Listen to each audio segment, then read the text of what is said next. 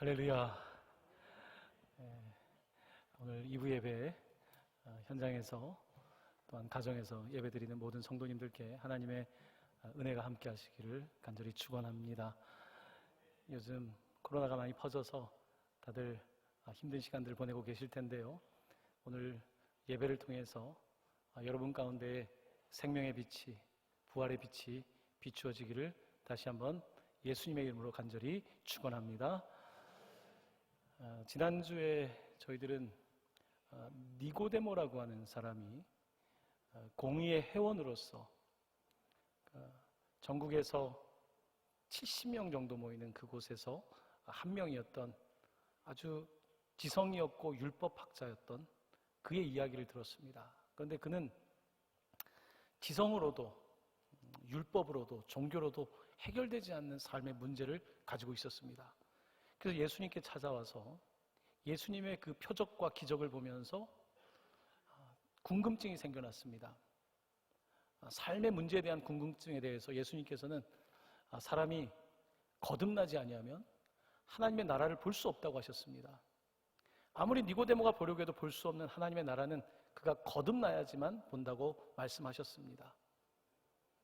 그럼 어떻게 하면 거듭날 수 있습니까? 거듭나기 위해서는 물과 성령으로 다시 태어나야 된다고 말씀하셨습니다. 그러니까 세례를 받을 뿐만 아니라 물 세례뿐만 아니라 성령의 세례를 받아야 된다고 말씀하셨습니다.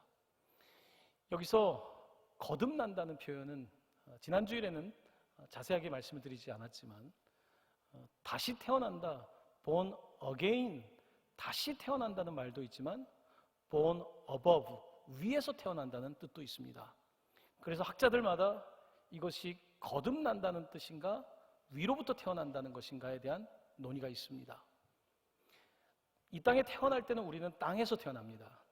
어머님의 모태를 통해서 이 땅 가운데 나오게 되죠.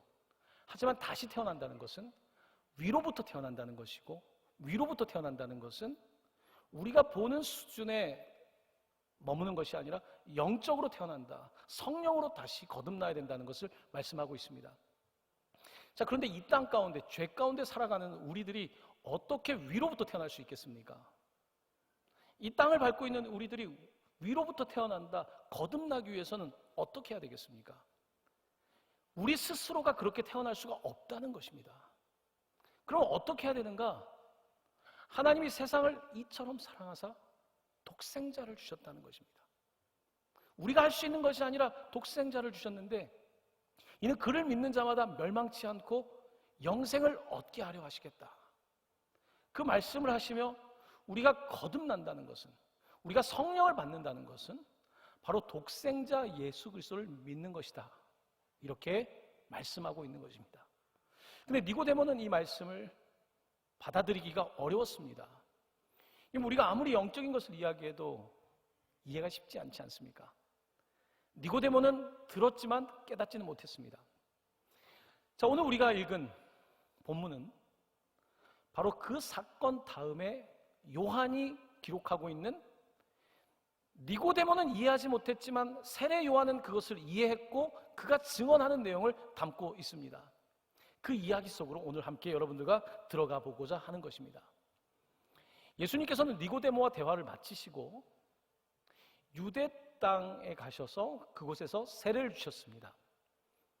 예수님도 세례를 주신 거예요. 본인이 세례를 받은 것뿐만 아니라 세례를 주셨는데, 한쪽에서는 예수님이 세례를 주고 있고 저쪽에서는 세례 요한이 세례를 주고 있었던 것입니다. 그러다 보니까 문제가 발생했습니다. 한동안 세례 요한에게 세례를 많이 받던 사람들이 다 예수님께로 가게 된 것입니다. 예수님께 세례를 받는 거예요.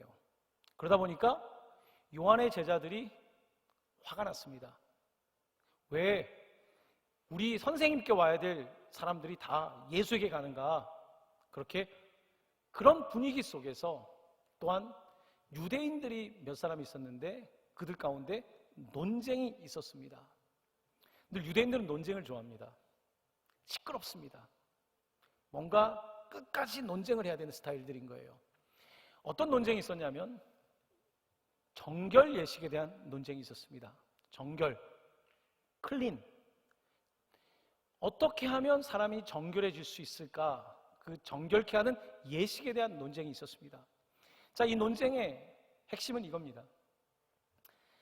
당시의 세례라고 하는 것이 보통은 이방인들 가운데서 이방인들은 부정하다고 생각했습니다.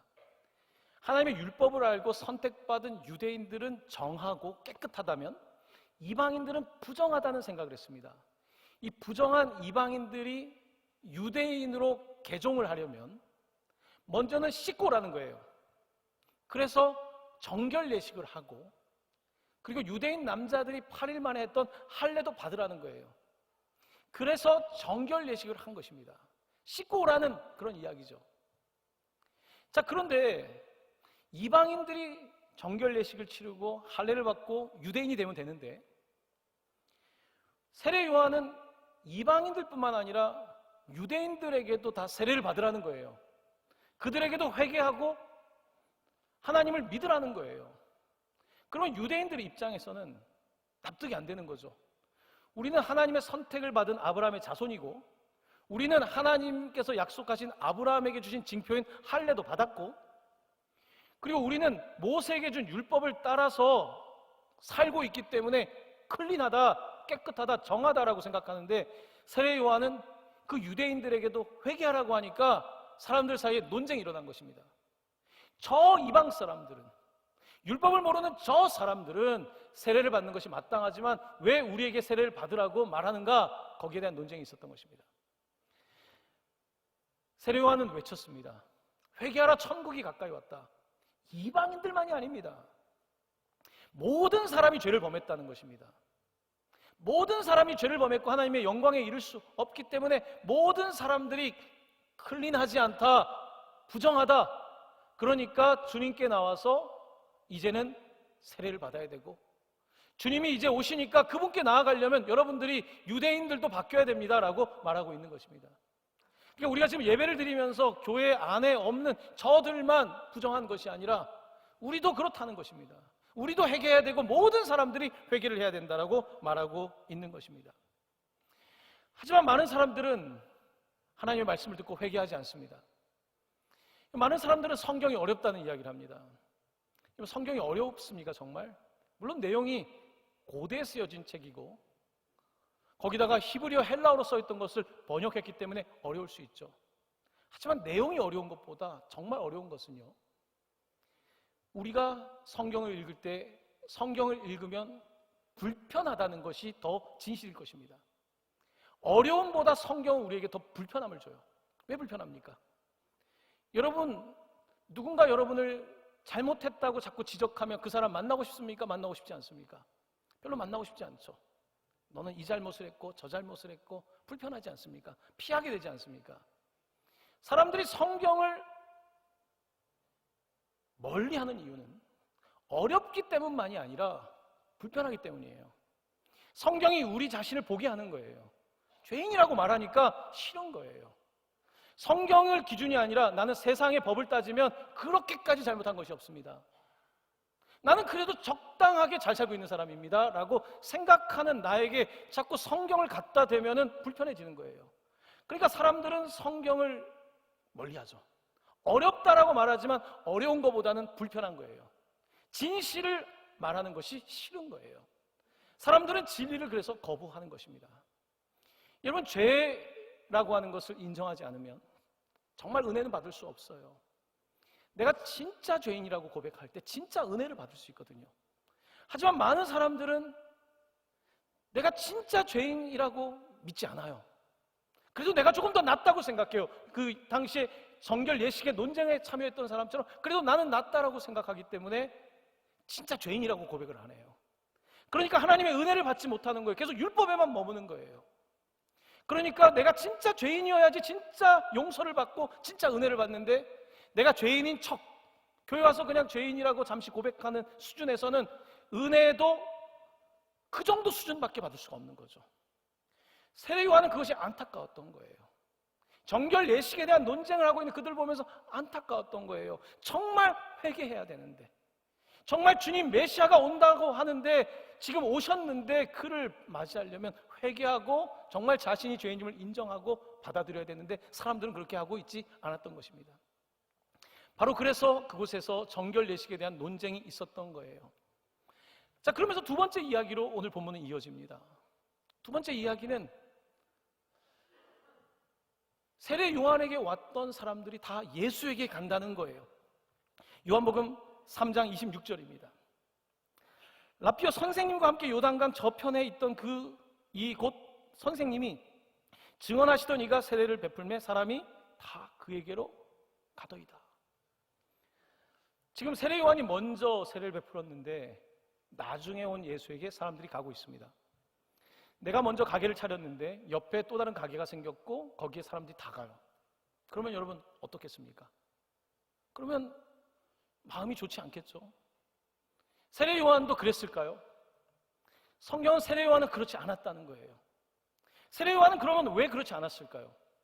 왜 내게 와야 될 사람들이 다 다른 사람에게 갔는데, 내가 차지해야 될 인기와 내가 차지해야 될 모든 영광이 다 다른 사람에게 갔는데, 예수에게 갔는데, 그는 왜 이 상황 속에서도 마음이 편할 수 있었던 것일까요? 27절 말씀입니다. 화면에 있는 말씀을 같이 읽겠습니다. 요한이 대답하여 이르되 만일 하늘에서 주신 바 아니면 사람이 아무것도 받을 수 없느니라. 아멘. 요한은 예수님은 하늘에서 주신 바를 받았다는 거예요. 그는 위로부터 오셨다는 거예요. 그리고 위로부터는 성령도 받았고, 그는 위로부터 주신 것을 받았기 때문에 나라는 급이 다르다는 거예요. 나는 이 땅 가운데에 말라기가 예언한 선지자로서, 마지막 선지자로서 하나님의 말씀을 대언하지만 나는 하늘에서 온 사람이 아니라는 거예요. 나는 이 땅 가운데 그냥 인간으로 태어나서 하나님의 사명을 하고 있는 사람에 지나지 않지만 바로 저쪽에서 세례를 베풀고 있는 예수는 하늘에서부터 오셨고 하늘에서 주시는 것을 받아서 많은 사람들에게 표적을 행하고 있고 그가 진짜 그리스도라고 말하고 있는 것입니다. 사람들은 가지만 요한의 말을 믿지 않습니다. 세상에 그런 게 어디 있어? 하늘에서 온다는 게 무슨 옛날 신화도 아니고 옛날 이야기도 아니고 그런 게 뭐가 있어? 라고 말합니다. 하지만 요한은 증언합니다. 또한 요한복음은 증언합니다. 바로 2000년 전 역사 가운데 오셨던 예수는 하늘로부터 오신 이고 누구든지 그 독생자를 믿는 사람은 다시 태어날 수 있다. 이 땅에서 한 번 태어난 것이 아니라 위로부터 태어날 수 있고 위로부터 태어나게 될 때에 성령을 받게 되고 하나님 나라에 들어갈 수 있다라고 말씀하신 것입니다. 그 외의 방법은 없다라고 가르치고 있는 것입니다. 계속해서 세례 요한은 예수에 대한 이야기를 이어갑니다. 28절입니다. 함께 봉독합니다. 내가 말한 바 나는 그리스도가 아니요 그의 앞에 보내심을 받은 자라고 한 것을 증언할 자는 너희니라. 내가 너희들한테 누누이 이야기했지만 그의 제자들에게 나는 그리스도도 아니고 그의 앞에 길을 예비하는 사람이다. 어떤 길을 예비하는 사람인가? 황제의 길을 예비하는 사람이 아니라 이 땅 가운데 좁은 구원의 길로 오시는 그분을 준비하는 사람이다. 나는 높은 것은 낮추고 낮은 것은 높이고 굽은 것은 똑바로 만드는 바로 진리의 예수 그리스도께로 갈 수 있도록 그 길을 예비하기 위해서 온 사람이고, 진짜로 그리스도가 오셨는데 바로 저쪽에서 사람들이 다 몰려있는 그분이 그리스도다. 그리고 여러분들은 나의 제자가 아니라 이제는 그분의 제자가 돼야 된다. 여러분들이 내가 지금까지 말한 것을 증언해야 됩니다 라고 세례 요한은 태연하게 말하고 있습니다. 제자들이 얼마나 화가 났겠습니까? 질투심이 나지 않습니까?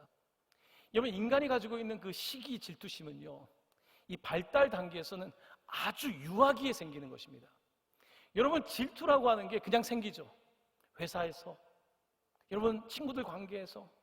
질투라고 하는 것은요, 이거는 아주 뿌리 깊은 심리 상태거든요. 세례 요한은 다 예수님께 갔는데 질투하지 않습니다. 저분은 나와 급이 다르다. 저분은 그리스도고 나는 저분의 신발끈을 풀 수도 없다. 나는 그저 이 일이면 족하다. 나는 길이 아니라 길을 준비하는 사람이다. 그분이 길이다. 나는 길을 준비하는 사람이고, 나는 메신저, 나는 이걸 전하는 사람이고, 그는 메시지, 그가 결국은 말씀이다. 세례요한은 철저하게 자기 자신이 하나님의 역사 속에서 이 역할만을 감당해야 된다는 것을 분명히 인식하고 있었을 것입니다. 중요한 겁니다. 내가 다가 아니라 바로 그분을 위해서 내가 존재한다는 이 사실, 그는 그것을 사명으로 여겼던 것입니다.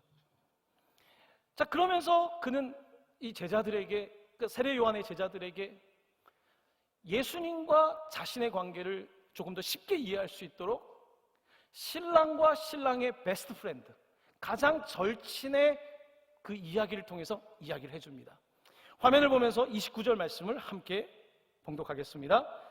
신부를 취하는 자는 신랑이나 서서 신랑의 음성을 듣는 친구가 크게 기뻐하나니 나는 이러한 기쁨으로 충만하였노라. 아멘. 여러분, 오늘 이 본문 신랑과 신랑의 친구에 관해서 이해하려면 예수님 당시의 결혼의 관습에 대해서 여러분들이 먼저 선 이해가 필요합니다. 당시의 결혼 풍습은 이랬습니다. 예전 우리 결혼을 생각해 보면 맞을 것 같습니다. 대부분이 중매하는 결혼이죠. 소개를 받아서 결혼하는 거죠. 마리아와 요셉도 그렇게 결혼한 겁니다. 이제 서로 혼담이 오고 갔겠죠. 그러면 이제 신랑이 신부 측 집에 갑니다. 가면은 그곳에서 절차가 있어요. 흔히 이야기하는 약혼입니다. 약혼은 뭡니까? 언약을 하는 거죠. 서로 떼어놓을 수 없는 약속을 맺기 위해서 이 언약을 하는데, 언약을 맺기 전에 가장 중요한 것 중에 하나는 값을 지불하는 거예요. 신부를 그냥 데려올 수 없진 않습니까? 예단을 준비해야 되는 거예요. 그래서 그 값을 치르고 모든 것들이 정리가 되고 이제는 약혼이 되는 거예요. 예전에 우리도 약혼식을 먼저 하고 일정한 기간이 지나서 결혼을 하지 않습니까? 약혼 중에 계약이 잘못되면 파혼이 되는 거죠. 바로 그렇게 약혼이 된 거예요. 그러면 1년 동안 신부는 자기 집에 머물면서 신부 수업을 받습니다. 순결한 신부로서 또한 앞으로 자녀를 낳고 양육해야 되는 기본적인 교육을 어머니에게 받습니다. 신랑은 약혼 상태에서 이제 자기 집으로 돌아갔겠죠? 신랑이 해야 되는 게 있습니다. 제가 어제도 결혼 주례를 했는데요. 여러분, 남자는 결혼하려면 뭘 준비해야 됩니까? 뭐 준비해야 돼요? 집을 준비해야 됩니다. 그 당시에 집은 뭐 이렇게 사고 판다기보다는 부모님이 사는 집에 옆에다가 방 한 칸을 다시 만드는 거예요. 건축을 하는 거죠. 바쁘다 보니까 농사도 해야 되고 여러 가지 일이 있다 보니까 시간을 쪼개어서 한 1년 정도의 집을 짓습니다. 신혼집을 스스로 짓는 거예요. 1년 동안 집이 다 지어지면 이제 때가 찬 거예요.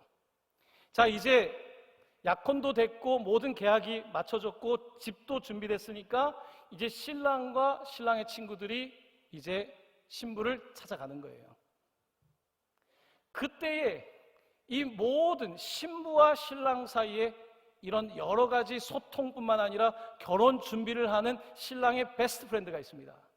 그 사람을 뭐라고 부르냐면, 이 사람을 일컬어서 여러분 화면에 있습니다. 히브리어로 쇼쉐벤이라고 말합니다. 쇼시벤이라고 말하는 이 역할을 감당하는 가장 가까운 친구가 있는 거예요. 이 사람이 신랑과 신부 사이의 소통뿐만 아니라 모든 일을 다 하는데요, 그가 먼저 가서 신부를 준비시킵니다. 그러니까 진짜 측근이에요. 자기 신부를 맡길 수 있을 만한 친구가 가서 그것들을 준비하고, 신랑과 신랑의 친구들은 이제 신부를 찾아가는데 보통 밤에 갑니다. 밤에 찾아가요. 그래서 여러분, 열처녀 비유에 보면 그 기름이 준비된 5처녀가 있고 기름이 준비되지 않은 또 다른 5처녀가 있지 않습니까? 밤에 오잖아요. 그러니까 결혼하기 위해서 밤에, 이제 약혼 기간이 다 끝나고 밤에 찾아가는 거예요. 자, 이제 신랑이 언제 올까? 이제 기다리고 있습니다. 기다리고 있는데 이제 이 신랑의 베스트 프렌드와 이제 신부의 친구들도 기다리고 있지 않습니까? 그때 이제 소리가 들리는 거예요. 이제 신랑의 소리가 들리는 거예요. 자기의 아내를 부르는 신랑의 소리가 들리는 거죠. 그 이야기를 들을 때 오늘 세례요한은 거기에 비유하고 있는 거예요. 나는 마치 결혼하는 신랑의 가장 가까운 친구 같은 마음이라는 거예요. 이제 결혼 준비가 다 끝나고 이제 신랑이 찾아오니까 이게 너무 기쁜 거예요. 이 모든 일을 다 감당했던, 결혼 준비를 다 했던 신랑은 너무 기쁜 마음으로 신랑의 음성을 듣고 너무 행복해하는 거죠. 그래서 나의 기쁨이 충만하다고 말하는 거예요. 이 친구가 엄청 수고를 많이 한 거예요. 신랑을 위해서, 결혼을 위해서. 세례 요한은 지금 그 얘기를 하고 있는 겁니다. 예수님이 신랑이시고 이제 교회가 신부이고 누구든지 예수님과 언약 관계에 들어갈 수 있는데 그 결혼이 될 수 있도록 이 모든 준비를 하는 것이 세례 요한인 거예요. 이 준비를 다 하고 이제 예수님이 오시니까 너무 기쁜 거예요. 사람들이 복음을 들을 수 있는 것이 너무 기쁜 거예요. 그래서 세례 요한은 지금 난 너무 기쁘다. 이 결혼식이 너무 기쁘다. 예수님과 이 교회가 만나는 것이, 예수님과 여러분들이 만나는 것이 너무 기뻐서 나는 그것이 충만하다, 넘친다라고 말하고 있는 것입니다. 바로 이런 맥락에서 이 이야기가 있는 거예요. 자, 이제 집에 가서, 이제 처갓집에 가서 부인을 데리고 이제 신혼집으로 오지 않습니까? 시댁이죠. 거기에 이제 방이 하나 만들어졌고, 그러면 이제 일주일 동안 잔치가 진행되는데요. 사람들은 시끌벅적 이제 진짜 결혼식이 열리는 거예요. 이제 웨딩 잔치가, 혼인 잔치가 열리는데 사람들은 다 지금 막 왁자지껄합니다. 그때 가장 중요한 게 있어요. 합방식입니다. 여러분, 예전에 우리 그 사극을 보면 어떻습니까? 결혼하면 동네 사람들이 와가지고 그 창호지로 막 뚫어가지고 뭐 하나 보고 그런 분위기인 거예요. 그러니까 그 합방을 할 때에 사람들은 다 이제 바깥에서 잔치를 하고 있고 그 예식을 치르고 있는 거예요. 합방이 끝나면 이 쇼시벤이라고 하는 이 친구가 사람들에게 이제 선포하는 거예요. 합방이 됐다. 그러면 사람들은 더 큰 잔치 가운데 가는 거예요. 얼마나 기쁩니까? 여러분, 기쁘지 않습니까? 이 기쁨이라고 하는 것은 신랑의 기쁨보다 이 신랑이 결혼하는 모습, 신부를 데려간 것, 이 모든 일을 다 했던 세례 요한은 너무 기쁘다고 말하고 있는 것입니다. 그러니 세례 요한이 얼마나 대단한 사람이에요. 이 친구 결혼식에서 그렇게 기뻐할 수 있다는 것, 이 친구 때문에 내가 그렇게 기쁘고 저 신부 때문에 기쁘고 나는 그 역할로 만족하는 거예요. 이 잔치가 너무 기쁜 거예요. 세례 요한은 그 이야기를 하고 있는 것입니다. 자, 그러면서 이제 유명한 말씀이 이제 나오게 되는데요. 요한은 오늘 본문에서, 여러분 다시 한번 본문을 좀 읽으면 좋을 것 같습니다.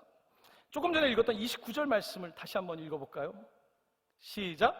신부를 취하는 자는 신랑이나 서서 신랑의 음성을 듣는 친구가 크게 기뻐하노니 나는 이러한 기쁨으로 충만하였노라. 음성이란 단어가 나옵니다. 음성. 요한복음에서 음성이란 단어는 굉장히 중요합니다. 그러니까 신랑의 음성을 듣는 것이 기쁘다는 거거든요. 주님의 음성을 듣는 게 기쁜데 이 이야기는 요한복음에서 계속 펼쳐지는데요. 예수님은 자신을 목자라고 하십니다. 그리고 우리를 양이라고 부르십니다. 그러니까 예수님은 신랑이고 우리는 신부이고, 신부는 보호를 받아야 될 양이죠. 근데 그가 음성을 들어야 된다는 이야기를 하는데요. 요한복음 10장 3에서 4절 말씀 우리 화면 보면서 같이 읽어보겠습니다. 시작. 문지기는 그를 위하여 문을 열고 양은 그의 음성을 듣나니 그가 자기 양의 이름을 각각 불러 인도하여 내느니라. 자기 양을 다 내놓은 후에 앞서가면 양들이 그의 음성을 아는 고로 따라오되. 요한은 지금 신랑의 음성을 듣고 기뻐했던 것처럼 목자이신 예수의 음성을 들어야 된다고 말하고 있습니다. 여러분, 양은 제가 여러 번 말씀드렸지만 시력이 나빠요. -10 이상이에요. 안 보여요. 목자를 보고 따라갈 수 없어요. 양은 안 보이는 사람에게 주시는 은혜는 듣는 거예요. 양은 듣습니다. 목자의 음성을 듣고 따라가는 거예요. 사꾼 목자가 아니라 그 음성을 듣고 따라가는 거예요. 오늘 요한복음은 그 음성을 들어야 된다. 지금 세례 요한을 통해서도 내가 신랑의 음성을 듣는 것이 기쁘다. 요한은 계속해서 신부들이 그의 음성을 들어야 된다. 결혼식 잔치에 신랑이 오고 있는데 그 음성을 들어야 된다. 하늘 문을 여시고 이 땅 가운데 오신 독생자의 그 이야기를 여러분들이 들어야 됩니다. 눈으로 보는 것은 계속해서 내가 보고 싶은 것만 보고 있지만 그의 음성을 들어야 됩니다 라고 말하고 있는 것입니다. 근데 이게 듣는 것이 얼마나 대단하냐면 신랑과 신부가 만나는 결혼식을 넘어서는 기쁨인데, 요한복음 5장 25절입니다. 함께 읽겠습니다. 진실로 진실로 너희에게 이르노니 죽은 자들이 하나님의 아들의 음성을 들을 때가 오나니 곧 이때라. 듣는 자는 살아나리라. 아멘. 요한은 계속 음성에 대한 이야기를 더합니다. 양이 살아갈 수 있는 방법은 목자의 음성을 듣는 것밖에 없어요. 죽은 자도 그의 음성을 들으면 살아간다는 거예요. 이 땅에 한 번 태어난 우리는 죽을 수밖에 없지만 하늘로부터 오신 이의 음성을 듣는 이는, 요한복음 3장 16절 말씀, 하나님이 세상을 이처럼 사랑하사 독생자를 주셨다. 그를 믿는 자마다 멸망치 않고 영생을 얻는다는 이 말씀을 듣는 자, 믿는 자마다 영생을 얻는다. 그 음성을 듣는 자마다 바로 그것을 강조하고 또 강조하고 있는 것입니다. 이 음성을 듣는 이야기는 실제로 지금 죽은 자도 음성을 듣고 일어난다는 오늘 5장의 말씀으로 끝나는 것이 아니라 11장에 가면 요한 사도는 나사로의 이야기를 펼치고 있습니다. 죽은 지 나흘 지난 나사로에게 주님께서 음성을 들려주시는 이야기입니다. 요한복음 11장 43, 44절입니다. 이 말씀을 하시고 큰 소리로 나사로야 나오라 부르시니 죽은 자가 수족을 배로 동인 채로 나오는데 그 얼굴은 수건에 쌓였더라. 예수께서 이르시되 풀어놓아 다니게 하라 하시니라. 그 음성을 듣고 진짜 일어나는 나사로에 대한 이야기를 요한 사도는 기록하면서 우리에게 계속 들으라는 거예요. 눈에 보이는 것만 쫓아가지 말고 주님의 음성을 어린 양들아 들으라, 그러면 살아난다고 말씀하고 있습니다. 신부에게 들으라고 말씀하고 있는 것입니다. 신랑이 오고 있다 들으라고 말씀하고 있는 것입니다. 이 이야기는 정말 신랑에 관한 이야기는 성경 전체에서 아주 중요한 의미로 사용되는데요, 사도 바울은 계속해서 교회와 그리스도의 관계, 신랑과 신부의 관계, 부부의 관계로 묘사하고 있습니다.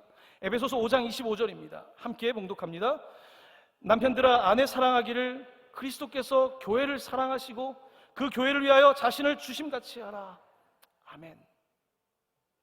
여러분, 이것보다 위대한 결혼의 메시지가 어디 있습니까? 그리스도께서 교회를 사랑하신 것처럼, 얼마나 사랑하셨는지 하늘을 문을 여시고 이 땅에 오셔서 자기의 목숨을 주기까지 교회를 사랑하신, 여러분을 사랑하신 바로 그 마음으로 상대를 사랑하라고 말씀하고 있는 거예요. 바로 이것이 복음입니다. 이것이 구체적인 생활에 대한 하나님의 가르침인 것입니다. 오늘 세례 요한은 너무 기뻐요. 너무 기뻐가지고 흥분을 감출 수가 없어요. 왜요? 이제 사람들이 안 오니까 기뻐요. 예수님께 다가니까 너무 기뻐요. 아니, 사람들이 안 오니까 힘들어야 되는데 세례 요한은 기뻐요. 난 너무 기뻐. 아무도 나한테 안 왔으면 좋겠어. 다 예수님께만 가면 좋겠어. 모든 사람들이 예수님께만 갈 수 있다면 나는 상관없고, 나는 그런 사람도 아니고, 나는 그저 메신저에 지나지 않고 메시지 말씀이신 그분에게, 나는 길이 아니고 진리도 아니고 생명도 아니고 그저 길을 준비하는 사람이니까 다 예수님께만. 오늘 세례 요한은 신랑의 진짜 친구인 거예요. 베스트 프렌드인 거예요. 그래서 기뻐하고 있는 것입니다. 그의 그 기쁨에 대한 표현은 오늘 이 말씀에서 절정을 이룹니다. 30절 말씀입니다. 우리 이 말씀 함께 봉독합니다. 그는 흥하여야 하겠고 나는 쇠하여야 하리라 하니라. 아멘. 전 세계에서 겸손에 대해서 이야기할 때 가장 많이 인용하는 성경 말씀이기도 하고 일반적인 인용이기도 한, 그는 흥하여야 하겠고 나는 쇠하여야 하리라. He must increase, I must decrease. 여기서 중요한 단어 가운데 하나는 하여야라는 표현입니다. must라는 표현이에요. must, 해야만 한다. 그러니까 하나님의 나라가 온다는 것은 나는 쇠해야만 한다, 그리고 그는 흥해야만 한다라고 하는 이 must를 강조하고 있는 거예요. 그리고 나는 너무 좋은 거예요. 신랑이 이렇게 좋은데, 이 많은 신부들이 있는데, 이 많은 사람들이, 장차올 수많은 사람들이 예수와 언약 관계에 들어가고 사망을 넘어서 구원을 얻는 이것이 너무 기쁜 거죠. 그러니까 나는 쇠하여야겠다. 쇠하면서도 좋은 거예요. 세례요한은 이런 삶을 살았습니다. 세례요한의 삶을 보면서 큰 감동을 받습니다. 사랑하는 성도 여러분, 우리는 살아가다 보면 내가 흥하려고 다른 사람을 쇠하게 할 때가 참 많습니다. 내가 흥하고 싶어서, 내가 성공하고 싶어서 다른 사람을 무너뜨리고 다른 사람을 짓밟고, 오늘 세례요한은 진정한 그리스도인의 모습을 보여주고 있습니다. 나는 쇠하고 주님은 흥해야 된다. 살면서 참 제일 어려운 것이 나는 쇠하고 주님은 흥하시다는 말로는 하지만 참 어려운 것 같아요. 정말 어려운 것 같아요. 다 내가 잘한 것 같지 않습니까? 살면서 좋은 일은 다 내가 잘한 것 같고 잘못된 거는 다 남이 잘못한 것 같고, 저도 그럴 때가 참 많습니다. 이 말씀을 실천하기가 정말 어려워요. 그럼 어떻게 하면 그는 흥하여야 하겠고 나는 쇠하여야 하리라, 이 말씀을 정말 우리가 살아낼 수 있을까요? 이 말씀이 사라지지 않는 이유는 딱 하나입니다. 딱 하나예요. 기도하지 않기 때문에 그런 거예요.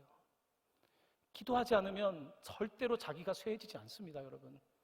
인간의 에고는, 인간의 심리 체계 자체는 자기를 보호하고 자기를 방어하게 만들어져 있습니다. 그와 같은 인간은 절대로 자기를 쇠하지 않습니다. 남을 위해서 절대로 자기를 쇠하지 않습니다. 이것은 인간적으로 될 수 있는 성질의 것이 아닙니다. 인간적인 것을 넘어가기 위한 유일한 방법은 사실은 기도밖에 없습니다. 기도밖에 없어요. 주님, 제가 또 높아졌습니다. 주님을 내가 또 팔아먹었습니다. 내가 흥하려고 내가 주님을 이용했습니다. 내가 겉으로는 겸손한 척 신앙생활을 하고 있지만 사실 나는 인정받고 싶어 합니다. 나는 세상에서뿐만 아니라 교회에서도 인정받고 싶어서 사실은 이렇게 삽니다. 주님, 저는 쇠하여야 합니다. 이게 기도밖에 없는 거예요. 기도하는 사람만이 나는 쇠하여야 되고 주님은 흥한다는 고백을 할 수 있어요. 기도가 없는 세대는 절대로 그걸 못합니다.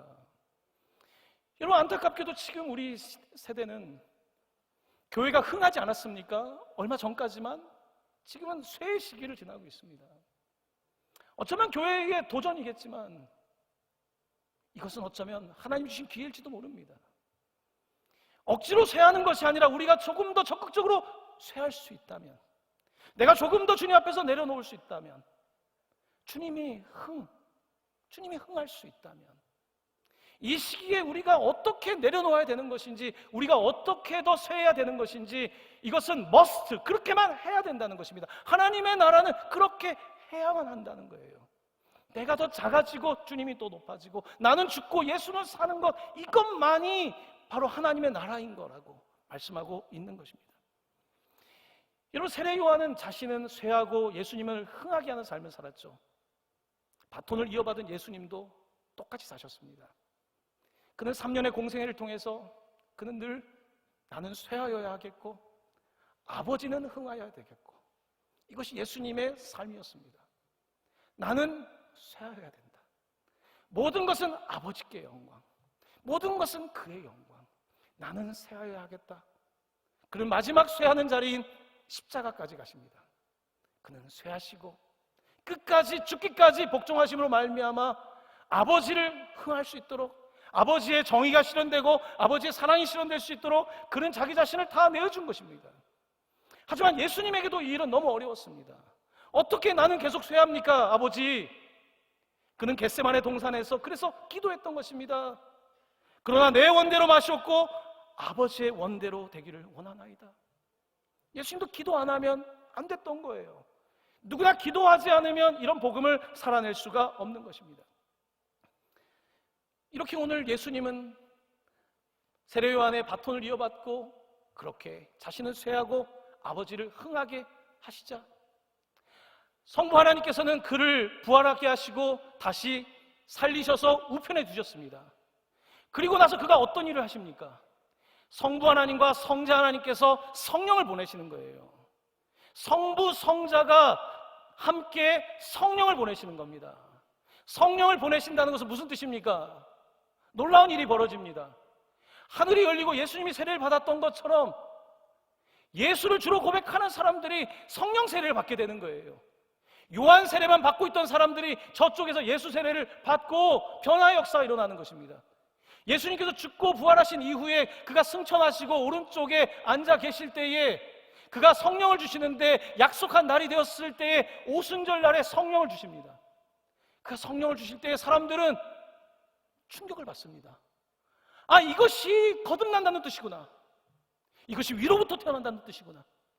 아무리 들어도 깨닫지 못했던 그것을 제자들도 들어서 알고는 있었지만 경험은 하지 못했던 거예요. 아, 이런 음식이 있다라고 들었지만 맛보지 못했던 거예요. 근데 성령을 받자 진짜로 born again, 다시 태어나게 된 거예요. 아, 이것이구나. 바로 새하면 흥한다는 것이 무슨 뜻인지 그들은 깨닫게 되는 거예요. 그 깨달음이 오늘 요한 사도를 통하여 기록되어 있는 것입니다. 그렇습니다. 오늘 본문은 우리에게 놀라운 이야기를 하고 있습니다. 오늘 내가 쇠해야지만이 그가 흥한 거예요. 여러분, 이번에 대선이 끝났습니다. 우리는 기대도 있고 염려도 있습니다. 어떻게 해야지 국가가 잘 될까요? 국가가 흥하려면 어떻게 해야 되겠습니까? 누군가 쇠해야 되는 거예요. 그냥 흥할 수는 없어요. 오늘 우리나라가 이렇게 흥한 데는요, 쇠했던 분들이 있었던 거예요. 많은 우리 선배들이 있었던 거예요. 많은 노동자들이 있었고, 많은 또 기업인들이 있었고, 군인들이 있었고, 정말로 보이지 않는 우리 어머니들의 그 교육열이 있었고, 이 나라가 오늘까지 흥하는 데는 누군가가 쇠했던 것입니다. 그게 없이는 절대로 흥이라는 것은 일어나지 않아요. 이것은 경제학 법칙과 똑같은 거예요. 이것은 절대로 되지 않는 거죠. 누가 그런데 쇠할 것인가죠? 다 흥하기를 원하는데, 다 인정받기를 원하는데 누가 쇠할 것인가? 우크라이나 전쟁이 멈추지 않고 계속 진행 중에 있습니다. 우크라이나 대통령의 이야기가 많은 사람들에게 회자되기 시작했습니다. 저도 전쟁 초기에 그 대통령에 관한 내용을 읽으면서 우려 반 기대 반이 있었습니다. 과연 잘할 수 있을까? 젤렌스키라고 하는 우크라이나 대통령은요, 유대인입니다. 그의 증조 할아버지는 홀로코스트, 유대인 학살의 희생자입니다. 러시아계 유태인 젤렌스키. 그는 굉장히 꽤 좋은 교육을 받은 것 같습니다. 그랬던 그는 굉장히 쾌활한 사람이래요. 유쾌한 사람이랍니다. 그는 배우가 됐어요. 희극 배우, 사람들을 웃게 하는. 탈무드에서는요, 우유 한 잔 주는 것보다 이빨을 드러내고 웃게 하는 것이 더 대단한 거래요. 코미디언이 대단한 거예요, 여러분. 우유 한 잔보다 여러분 한번 웃게 한다면, 마스크 벗고 한번 웃어보실까요? 웃게 한다면 그게 오늘 진짜 대단한 거라는 거예요. 이 젤렌스키는 참 놀랍게도 2015년에 51부작 국민의 종이라는 드라마의 주인공으로 발탁됐습니다. 드라마가 국민의 종이에요. 고등학교 교사로 출연해서 우크라이나의 부정부패 이런 것들을 알리고 하는 고등학교 교사가 대통령이 되는 이야기예요. 2015년에 51부작 방영된 이 이야기가 3년 후에 그가 대선에서 대통령이 됐어요. 연기로 대통령 역할을 했던 사람이 진짜 대통령이 됐어요. 3년이 지나고. 그래서 많은 외신들은 우크라이나에 대해서 당시에도 야, 이게 어떻게 될 것인가, 정치 경험이 없는 사람이, 이런 이야기들이 있었습니다. 전쟁이 발발하고 나서도 그에게 있었어요. 아직 모든 것을 판단하기는 이릅니다. 역사는 나중에 지나서야 판단할 수 있는 것이거든요. 하지만 지금까지의 모습을 보면서 우크라이나는 지금 나름대로 하나가 되어 있습니다. 누군가가 우크라이나를 흥하게 하기 위해서 우리는 쇠해야 된다고, 도망치는 것이 아니라 싸워야 된다고 말하고 있는 거예요. 우크라이나를 보면 마치 우리 대한민국 사람들은 동질의식을 느낍니다. 그 가장 넓은 영토를 가지고 있는 러시아 동쪽 끝에 마지막 국경은 바로 북한이죠. 블라디보스톡 옆에 있는 바로 그곳에 우리 북한과 맞닿아 있는 러시아의 끝, 우리 러시아 서쪽 끝 우크라이나와 맞닿아 있지 않습니까? 이곳은 당연히 국제정세가 치열하게 맞서는 곳이죠. 6.25 전쟁은 정말 치열했죠. 정말로 목숨을 걸었던 많은 사람들이 있었죠. 오늘 우크라이나도 맞서 싸우고 있는 거죠. 왜 싸워야 될까요? 지금 정말 이 싸움을 하지 않으면 다음에 흥할 수가 없기 때문에, 우리의 자녀들이 살아갈 나라를 만들려면 지금 내 목숨을 걸어야지 내가 쇠하더라도 다음을 흥하게 하는 거예요. 그 일이 없으면 우크라이나의 미래는 없는 거예요. 오늘 대한민국의 미래를 만든 것은 그때 나는 쇠했고 내 목숨까지 내놓았던 분들이 있었기 때문에 지금 흥한 삶을 살고 있는 거예요. 이것은 반드시 그럴 수밖에 없는 거예요. 오늘 한국교회가, 우리 교회는 다음 세대라는 말을 쓰지 않습니다. 다음이 있을 거라고 생각하는 것 자체가 심각한 착각이죠. 몇 년 전에 통계조사에 의하면 교회 청소년들은 3.8%입니다. 미전도 종족이 3%예요. 3.8% 지금 코로나 이후에 더 떨어졌습니다. 미전도 종족이에요. 넥스트? 무슨 다음 세대입니까? now, 지금, 그냥 now가 아니라 right now, 지금 하지 않으면 안 되는 것들이 얼마나 많은데요. 5년 전에 그래서 학교를 준비도 안 됐는데 다급한 마음에 시작했고, 얼마 전에 또 대안학교를 한다는 곳에 가서 해야 될 이유에 대해서 제가 이야기를 하고 있는 거 아닙니까? 왜냐하면 내가 지금 흥하면 다음은 쇠하는 거예요. 내가 쇠해야지 다음이 흥하는 거예요. 오늘 동강교회가 지금 우리끼리 좋아서 될 일이 아니에요. 우리는 쇠하지만 흥할 수 있도록 우리가 뭔가를 희생하고 내려놔야 되는 거예요. 세례 요한의 그 마음 자세가 필요한 것입니다.